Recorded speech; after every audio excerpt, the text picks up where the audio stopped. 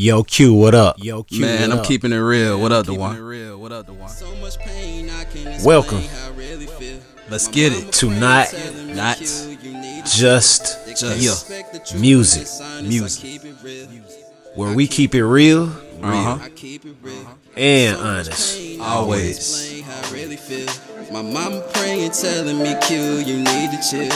They can't respect the truth from just honest. What's going on, people? It's your boy Duan Barino from Not Just Music Podcast. Got my boy Quincy Murdoch in the building. Yeah. And we are here another Thursday, 8 o'clock p.m. How's it going? Man, hey, trying to stay warm, man. But we good. We here. Man? That's what's Getting, up. getting kind of cold out here. The weather changing, man. Yeah, seasons are changing. Season changing. Yeah. Weather is changing. So we don't have a whole lot of new things, saying that we're at the end of a year. Saying the new year is basically right around the corner. Yeah. A lot to come. I know. Basically, it's really go season for everybody because it's about to be the first quarter again, and a lot of us, especially music oriented, sports oriented people, or even crafty oriented people, are pretty busy. Entertainment period. Really. Pretty busy around this time of the year. Saying that with the quarter about to turn again. So, myself, I know I have been super busy for months now, even post of everything that I've already done. But as far as it's part of what I've already done. Now I'm in the post part of everything, what I've been trying to get to for pretty much considerably a good while, a few months now. But I finally got a chance to get there, especially with maybe saying releasing music. I haven't released music in years. Actual product of actually saying I'm gonna actually do something and put it out. I'm actually putting something out officially this Friday. Yeah. Again, I put something out 2 weeks ago. I'm just kind of just be sprinkling things month by month. As the time goes on, as the year goes on, I might even get 2 songs off a month if I can. So, But I got a lot of songs. I got a lot of music I can work on right now. So. That's really a focal point of things that I've been trying to really get to.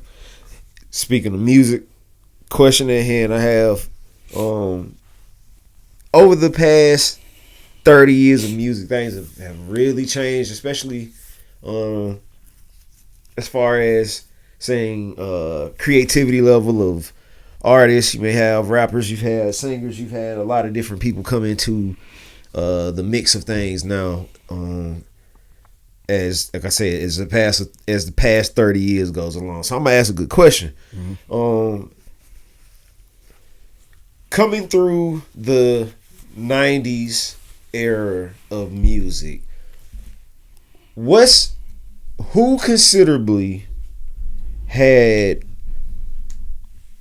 do you feel, first off, give me your top 5 artists of the 90's. If those that's out there, give me your top 5 artists of the 90's. If you're that old. yeah. If you're not that old, understand this. I'm coming. Give me a minute. I'm getting to you. Era of the 90's. 80's babies, 90's babies, considerably some 90's babies if you weren't too early or too late in the 90's. Who is your favorite artist? Top 5 artists. While you're doing that, Q, give me your top 5 artists of the 90's. R&B, whatever flavor, whatever vibe. Okay. You tell me. So it can be R&B, hip hop. It can be whatever genre. Can it be groups? Yeah. Man, I gotta put Drew Hill up there. Mm-hmm. Gotta put Jodeci. I gotta put Tupac, of course. Mm-hmm. He was 90's. Let me see. DMX and R. Kelly. Yeah. So, I'm going to give mine. 90's. I'm going to say Boys to Men. I'm going to say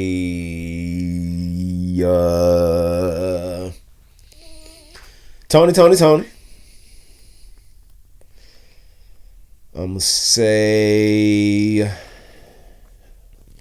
It's two right there. I see what you did. You going against the Fugees. Mm. I'ma say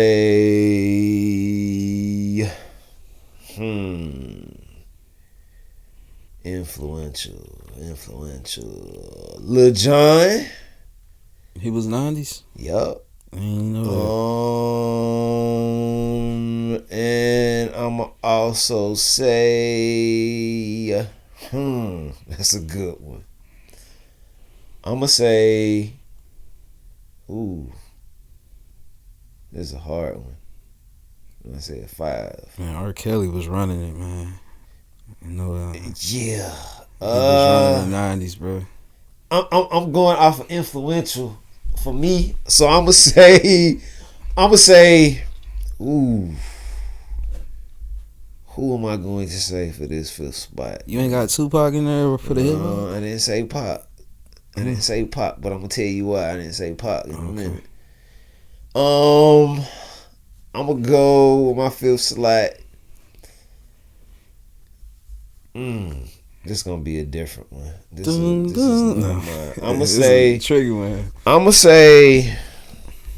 You tricked up on your own question, man. Let me go on to the females. It's a female in my mind. I'm thinking, but I don't want to say her because I'm speaking influential. This is a hard one. Lil' Kim? No, I'm not gonna say Lil' Kim. I'm gonna just say it. Queen Latifah. So, give me your reason why you said your 5. Okay. Jodeci. Man, I just love they came out with a new a vibe, but the style, it very influential. Like the way they dress, the way they sang, mixed it all together. You know, like the style, everything. That we never seen nothing like that really as a group. You know what I'm saying? They could sing. You know, so I think they was real influential. You wouldn't even just categorize them in like R&B. Like you could think of them like a hip hop-ish R&B, like all genres. You know what I'm saying? A gospel. Like so that's like they was very influential. And then also Drew Hill, cause they influenced them. So we talking about influencing. They influenced Drew Hill, Cisco, you know, all the members. So, and they influenced me with their music. That's why I picked Drew Hill. DMX was different, man. People forget his impact he had after Tupac had died. You know, hip hop was kind of gone after Biggie and Tupac, and I think DMX stepped in and was that big face to replace hip hop at that moment, my opinion. And Tupac, of course, man, because of revolutionary, what he stood for. Like, how could you not, you know what I'm saying? Pop was bigger than just music. You know what I'm saying? That's why I picked him. And R. Kelly, man, because the king of R&B, man. Like, you know, all the top hits he got, you know what I'm saying? You can't stop it. Ain't no debating. You know what I'm saying? So, yeah. I start with mine. So, Queen Latifah, I'm gonna start from there. The reason why I say Queen, because Queen took a different angle, more so than a lot of hip hop individuals at that time. She was taking more of a seat to how you would do things. She was looking at not just being just a rapper. She was trying to be more than just a rapper. So she had the trifecta situation. In a sense, it wasn't per se that it was more dance, but it was more of she had that hustler's mentality to be a director or be a owner or be the boss of something. Yeah. And to me, as a female in the 90s especially, which was a male-driven industry at that time, yeah, I mean, she put a very big footprint in the sand for women. She was in Juice. Yeah. So a lot of the females mimicked their self after her coming out of the 90s due to that boss, that ownership that she took towards being, you know, who she is. Yeah. I feel I feel sometimes it's going to get underlooked though. Like I said, due to the males. Okay, now let's move on to the reason why I said who I said male wise. Yeah. Tony. The reason why I said Tony, because to me, in my era of listening to music, influential wise, as far as my opinion goes, they had a very different angle to the way they created music. Reasons of 80s, 70s, adding that 70s, 80s vibes to like the 90s turned R&B in a sense to a direction of so contemporary that a lot of outsiders could not keep up with that style that they were doing. Yeah. It's not a thing to say it was bad because the 90s, everybody was different. Nobody really was trying to make the same exact music like it is currently. Yeah. So you had people like Tony came along. They was doing music that was like nothing. Like I said, nothing against any R&B. Straight up R&B. I love R&B. All types of R&B. Mm-hmm. But their R&B was very distinct due to, I think, just being Tony was a writer, put out music in the sense of in that direction. Okay. Another one I said was Boys to Men. Boys to Men to me was like science of what good singing could be, due to how they proved themselves acapella wise was impeccable. Firstly, due to, you know, you had Mike from New Edition discovering in the sense of how he heard them is the exact same way we took them in the same way. Yeah. I mean, it was their acapella driven voices that made them who they are. So if you added that to the sense of saying great, you rarely heard anybody in the 90s that could sing acapella and be known for it just, you know, for it being there, other than In Vogue. Never gonna get it. But other than that, they were the ones who created that lane of saying, okay, all these dudes in my school wanted to be Boys to Men. They wanted to go do Boys to Men songs as a group on stage. That's who everybody wanted to be there. Yeah. Even though a lot of y'all couldn't sing. Just being honest with y'all, all of my States for Road people, none of y'all really could sing. And honestly, man, that's crazy. You said the 90s. Y'all had a very strange run with the Boys to Men era. But who else? I say? I said Tony. Lil Jon. We gotta say Lil Jon just because of the case of what Lil Jon introduced. It was, man, you know what? When you say Lil Jon, I gotta throw in Uncle Luke, man. Mm-hmm. Uncle Luke, man, too. Like he was very influential. Like the way that he rapped, the way these rappers rap now, it wouldn't be none of that if it wasn't for Uncle Luke taking a stance. You know what I'm saying? And fighting the censorship and all that. So, yeah, my bad cutting it. But when you say Lil Jon, yeah, you think of Luke. You feel me? Like all those Pitbull. I say Lil Jon. I'm gonna tell you why I say Lil Jon. Okay. Yeah, you're right though, to the sense of he kept a certain level of that meet between music, females, and put them together. Yeah. The case of why I say John was because Lil Jon introduced something that the turn on the music that he did was so influential that it changed the whole face of music to the point where trap kind of introduced itself outside of John. Okay. While John was hot, John brought all this attention back to Atlanta because the attention was away from Atlanta for the time. Due to how R&B music was moving, you had people from everywhere. You didn't have a whole lot of people in Atlanta doing R&B at that time. Yeah. But when John came back and when John introduced himself on the scene, these people, they didn't know how to take that. Nobody did because it was so out of the box. Yeah, you had people like Luke. Yeah, you're right. Yeah. But it's like John gave it. He kind of took it away from the aspects of saying regular music and called it crunk. Mm-hmm. When he put that edge on it, it made the music really edgy, really catchy, and everybody was catching on to it, black and white. Yeah. Everybody. I mean, even the world. Period. Now, considerably, this is the one person I was thinking about when we started saying it.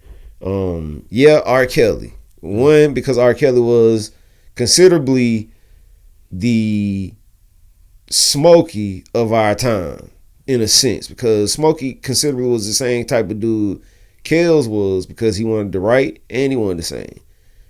And he can introduce you a hit record at the same time, which a lot of cats couldn't do consistently like Kells was in the 90s. Yeah. So, nice. Again, you had people like that, and then I have honorable mentions too. I mean, I had a whole lot of honorable mentions, but considerably, I wanted to go for the ones that, again, you have a sense of R&B influential ship to what you say.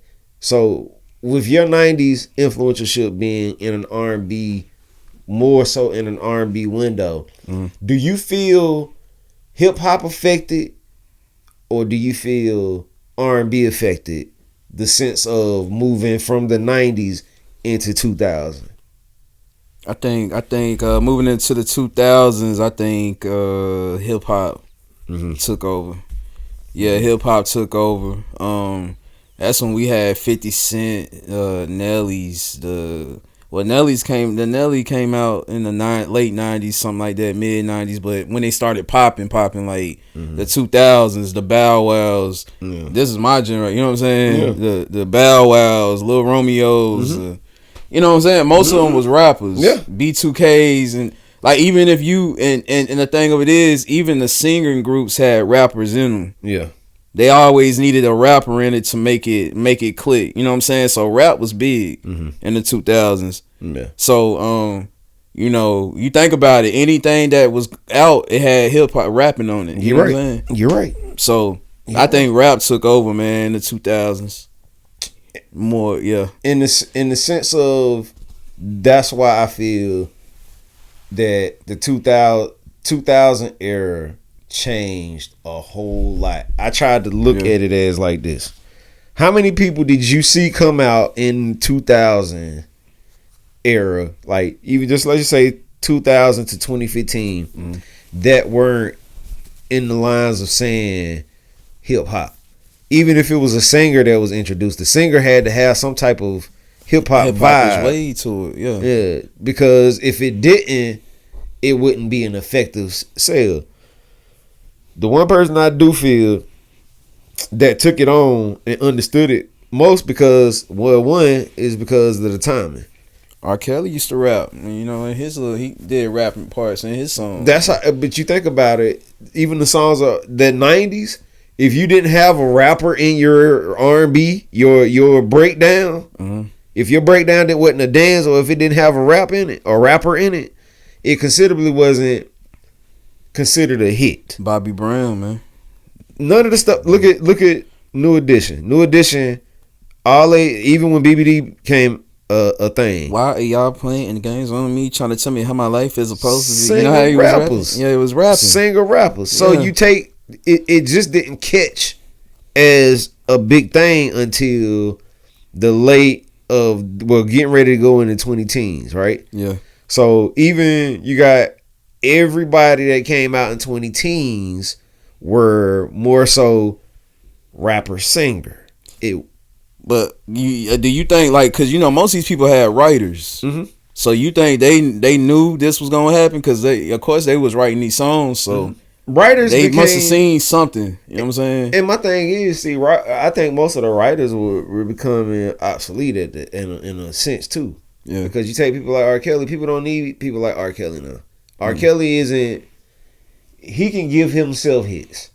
It'll be a thing of, because nobody of this era will understand what the type of music that R. Kelly was putting out. You get what I'm saying? Because to be able to put out an R. Kelly song, to put out that music, you got to know what you're doing. Yeah, you have to know, because it's a certain way that you have to sing those type of songs that R. Kelly was giving people.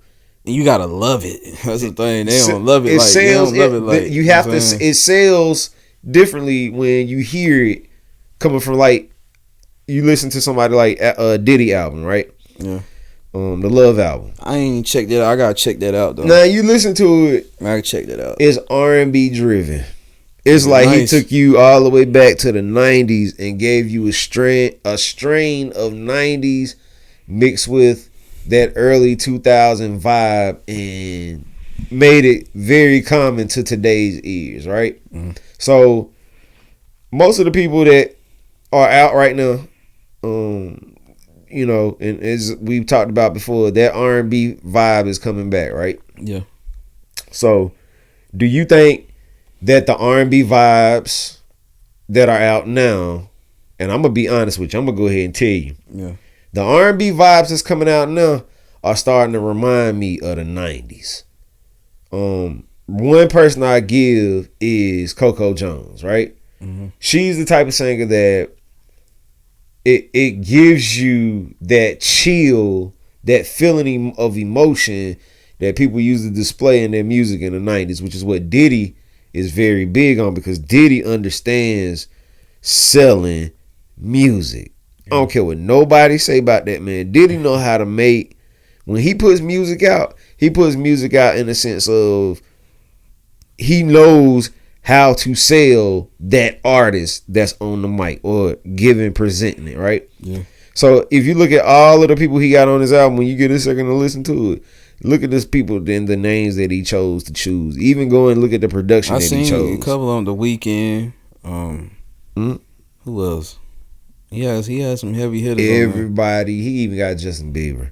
He even got Jaquise on there. He got name all of the R&B singers that's basically been good over the past 15 years. I know he brought KC back on there. They did a remake. He even took yeah, he went back. He's getting vibes. He even got vibes from Rance 1500. He even coming all the way to Atlanta, getting R&B vibes from over here.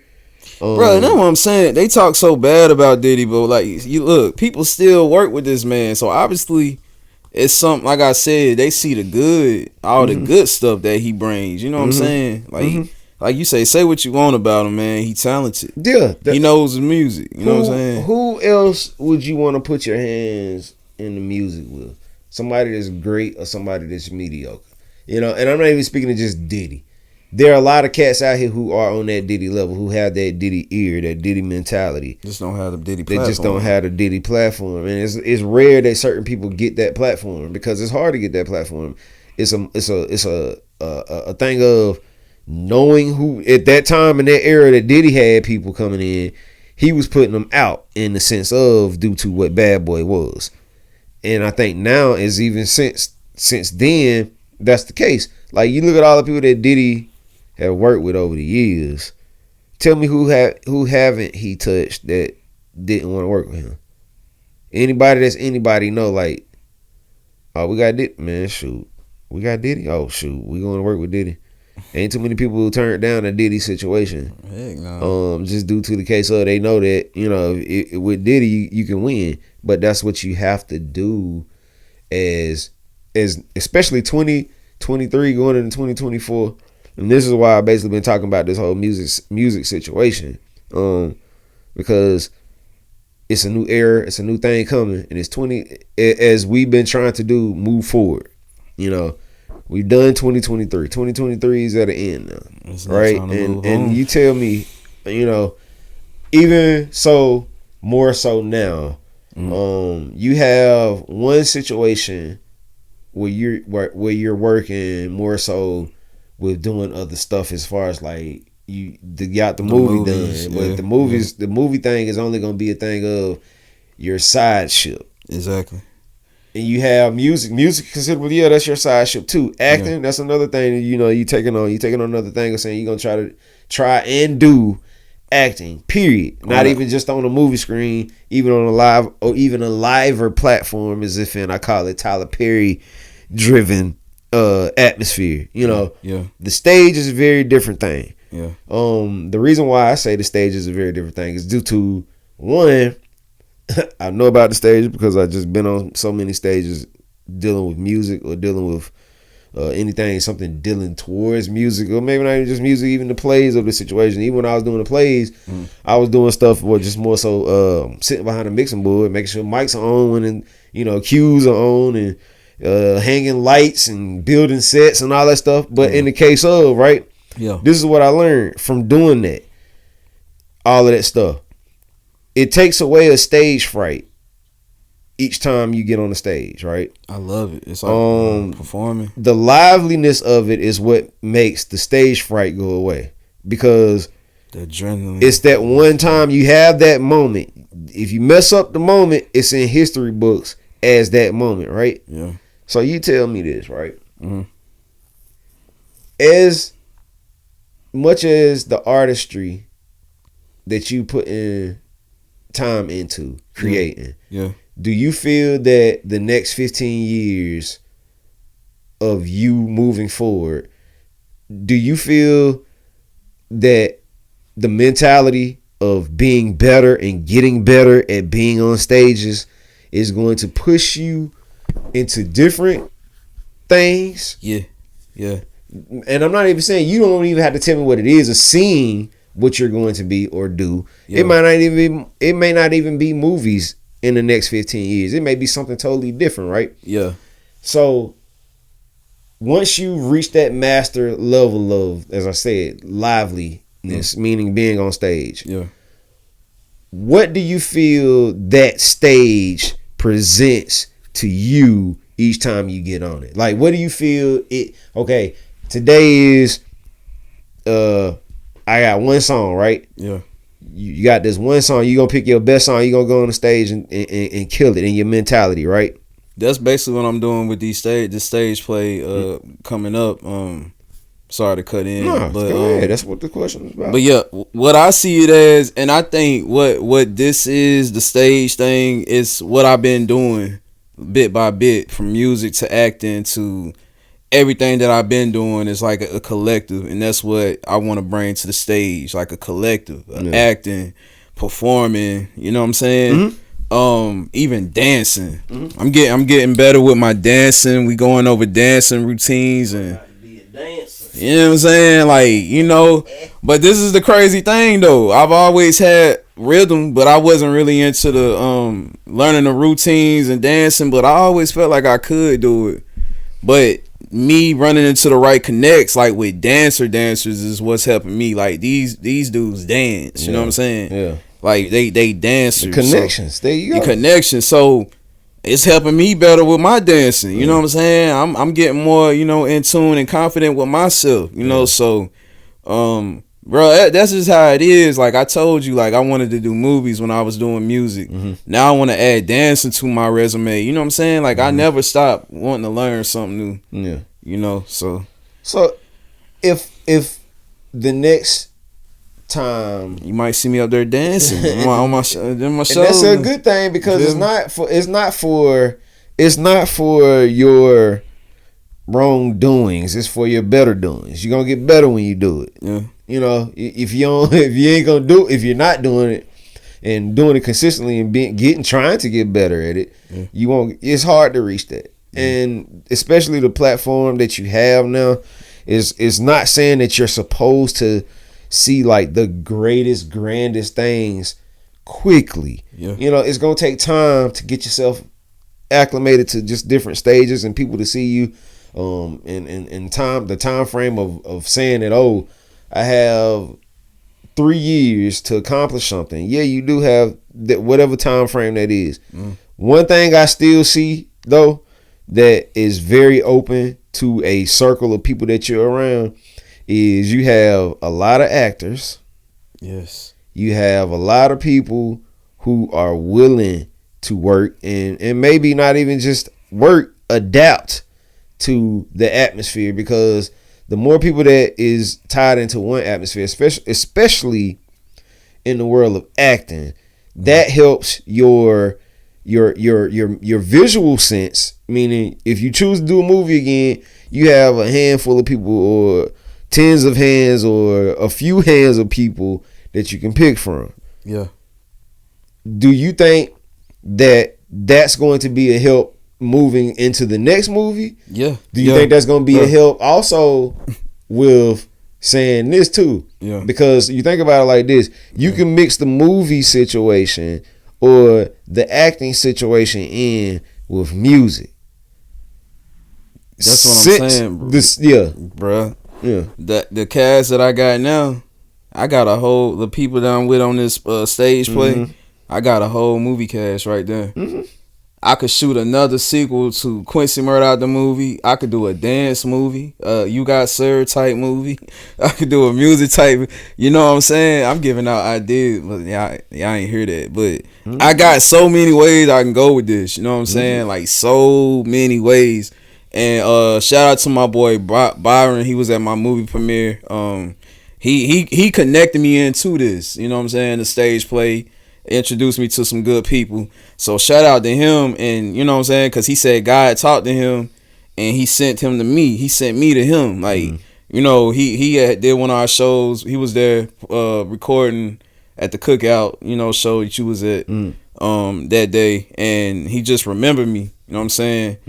And he was like, man, he shut down his social media for a year, cut all his, and he said he just had to get it all right. And he said my name came up in his head. And it's crazy. All this happened when the movie came and stuff like that. So, I mean, cool. I thank God for the connections, the connection and connections. You know what I'm saying? So, yeah. So if nothing else, what in closing, how is it that next your next idea? Especially coming from the 90s to 2000, the 2010s, and now we're in the 2020s. Yeah. What is one element that you feel is your biggest element to adding to what you got going on right now? What was the best? What's the best one that keeps you motivated all these years of living? Which one is the best? Oh man, I can't go a day without listening to music. I just like listening to music without even I ain't doing it. You know what I'm saying? Yeah. So that's a love. Yeah. I mean, that's a love. Music, man. Yeah. Even if I'm not making music, I love listening to music. So that's love for it. You know what I'm saying? So just as Q says, y'all, this is the thing for me. Music is always gonna be one of those top things for me as well. I mean, it's not like I've always dealt with music, so I don't never ever really get tired of music. Music is always there. I always have to deal with music. It doesn't matter what case of, if it's church, or if it's outside of church, I'm always having to deal with music. So considerably, if nothing else, I think that's about a good 75 to 80% of the people's heart. Music. Yeah. I mean, so facts. Moving into 2024 again, as I said. Those music heads that us creatives, just remember, it's time to stop being in slow. Don't be in the stop seat no more. Get out of that stop seat going into 2024. Go to the studio. If not, go to your computer. Open your computer up. Cut your computer on. Pull up them files that you ain't finished yet. And finish them things. It's time. Straight up. Because we are in an era where things are about to start to slowly change. Especially in the digital music world. So be sure to get your music out there before things start to change again. Spotify's already about to put a curveball going into the top of 2024. So just knowing that you have to hit a certain threshold to be able to be paid considerably from your music. Think about that. Considerably, Spotify is trying to put a distribution chokehold on things as far as independent artists go. And independent artists, if you don't hit that certain threshold, they're not going to pay you out any kind of money until you hit that threshold. So just remember, get in while the getting is smooth, and remember to stay motivated. I'm not saying that to discourage you or anything, because Spotify is only just one network. You can distribute your music how you feel. You can independently distribute it really just by yourself. You don't need a platform. On a website, if the music is popping, share the music, get the music out there to the right people, the right hands. Again, it could be your day. It's a small percentage that it can happen, but if you have a dream, it's not about being the number one. It's if you want a number one, you can be the number one. Don't get me wrong, but just remember, 2024, move Make the move. And even if it's movies too, whatever acting or whatever thing you choose to do. But at the end of the day, the music heads, the music creators, let's do this. It's time to take flight with it. Anything else you want to say, bro? Nah, just chase your dreams, man. 2024, man. Chase them. Don't make no excuses, and get it, man. Don't sky's the limit. You feel me? Mm-hmm. Yeah. All right, y'all. Again, it's another Thursday. Love y'all. We love y'all. Remember, keep Not Just Music Podcast in your prayers. Again, we're at the end of the year. Man. There's nothing else to take in. It's not about donations right now. It's about making your life, taking care of everything in your life that you need to keep yourself happy, motivated, and going. All right? Again, Not Just Music Podcast. I'm your boy, Duan Quincy Murdoch in the building as always. And we will see y'all next time. Peace.